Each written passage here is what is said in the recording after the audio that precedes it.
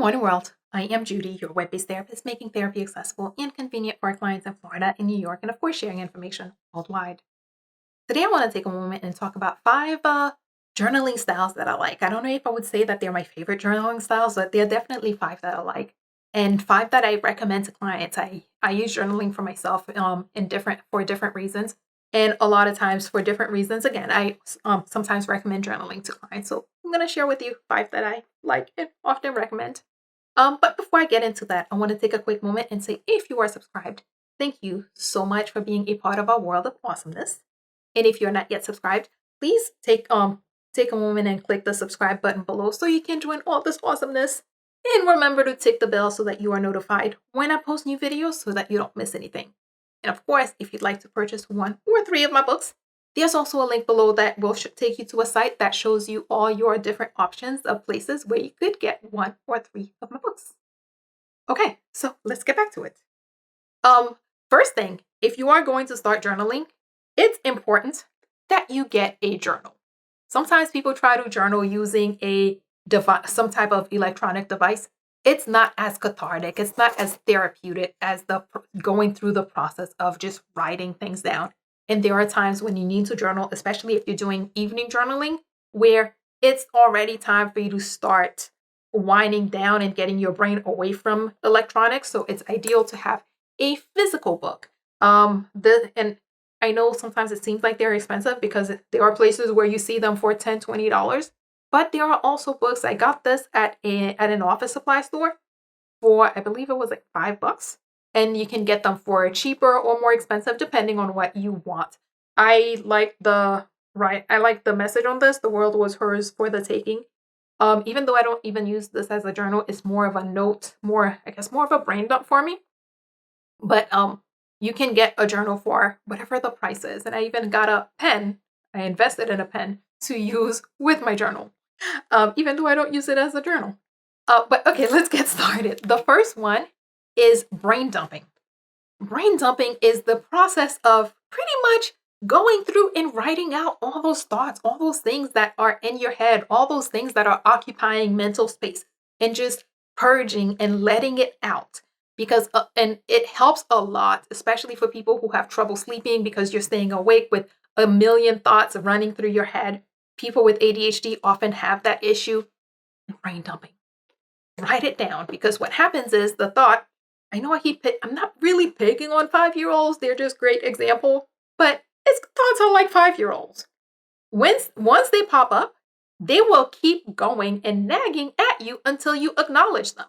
Because one of the reasons that thoughts keep going and going and going is that the brain has this message that it finds that, oh, I need to remember this. I need to remember this. I need to remember this. I can't forget this. I need to remember this. I need to remember this. But when you take the time and write it down, you put it down, meaning you put it somewhere safe, and your brain knows, okay, it is in a safe space that I can find it tomorrow, that I can access it and remember it and use it as needed. Then the brain no longer has the responsibility of remember. It can let go and let you sleep. 2, gratitude journaling. Gratitude journaling gives you an opportunity to review your day, to review your life and notice the good things that are happening, the things that you're grateful for, the things that are going well that you appreciate. And it gives you an opportunity to take the time and acknowledge and appreciate those things again. Recently, I was so proud of this young lady who shared with me that through gratitude journaling, she was able to notice how many blessings she had in her life. And that was such a great assessment, such a great way to describe gratitude journaling, because it's easy to notice the things that are going bad because we have to take the time and address and deal with those things. But things that are going well don't really demand and command our attention the way things that are going bad do. So that's why often great things happen and we miss them.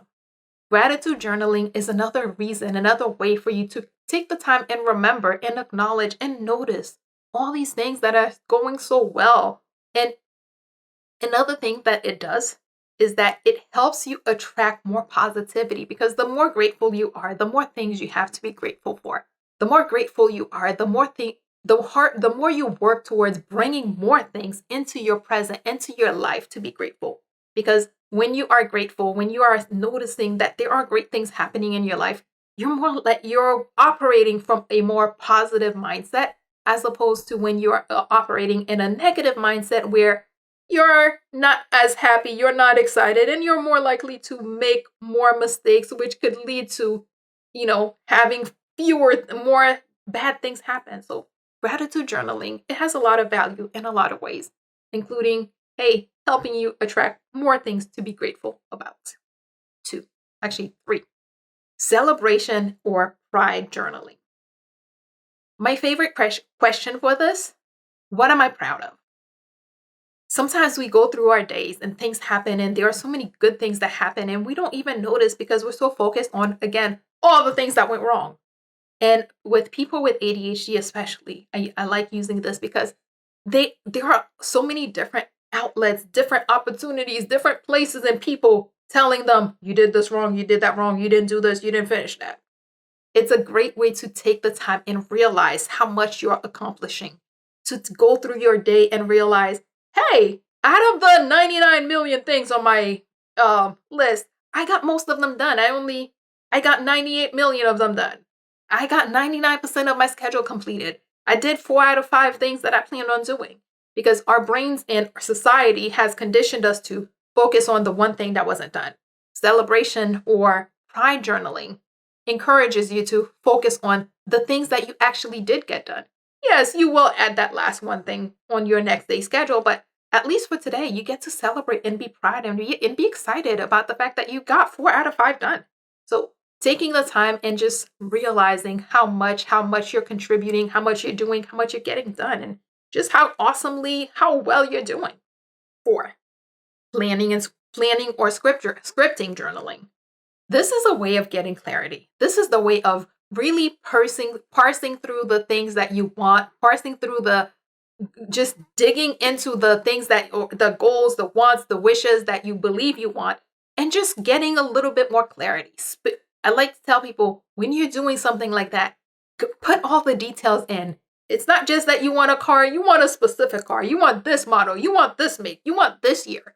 And as you're detailing, as you're going through and putting through your plan, you get excited and you get motivated to bring that into your present. You start working towards doing it. You get motivated, you get excited about doing the things that are necessary to acquire whatever or achieve whatever it is that you're working on.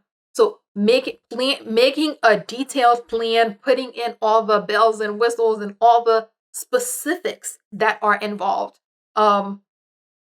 That way you can, when you're going after it, you have a plan. Finally, spiritual or growth journaling. I like this because it's or one of the reasons I like this is that it's a 2-part. Many people do some type of reading, whether it is personal growth or sometimes it's spiritual growth, whether you're reading your Bible or whatever religious text that you use. And with the journaling, what it does is it gives you an opportunity to process it and apply it in your life.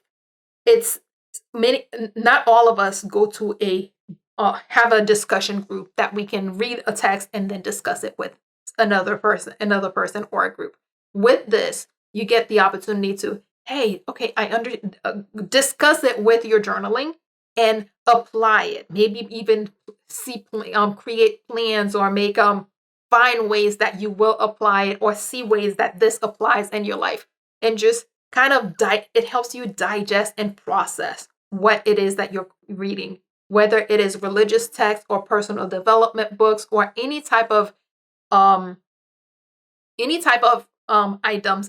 that you're reading that needs to be applied to your life. Because a lot of the times people take the time and they might read a Bible, they might read a personal development book, and after that it goes away because we don't take the time to really digest it and see and fit it into our lives. So that's what the spiritual or growth journaling does. It helps us fit it in our lives so that it becomes more than just something I read one time.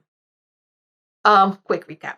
1, brain dumping is the process of just pretty much what it says. Putting everything, all these thoughts that are keeping you awake, putting them in a book, because then you get to save it for later and your brain doesn't have to keep remembering it.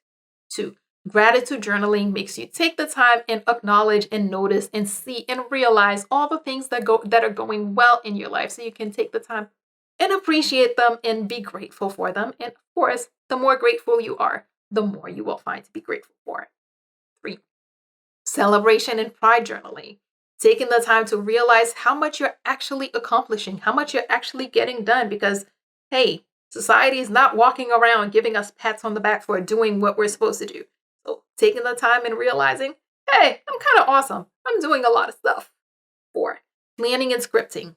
Kind of getting that clarity on the things that you want, the things that you're working on, the things that you desire. Really creating a plan, putting in all the details of, hey, this is what I'm working towards. And finally, spiritual or growth journaling helps you bring the text that you're reading into your life, or find ways that you can apply or implement the text that you are reading into your life. And you do this whether you're reading religious text or personal development, or whatever text that it is that you're reading that you want to apply in your life. So make sure that you take the time, you read through it, and you journal, process, and find ways to implement it in your personal life so that it doesn't become something you just read. Yeah, that's it. As always, if you or someone you know happens to be going through something that's more than you can handle, please remember that there are professionals like myself who are available, able, and willing to help, and are even providing remote services who can assist with whatever you may have going on. So please figure out who those people are in your community so that if you need them, you can reach out and get the help that you need. And that is all we have for today. Good morning, world. Have an awesome day.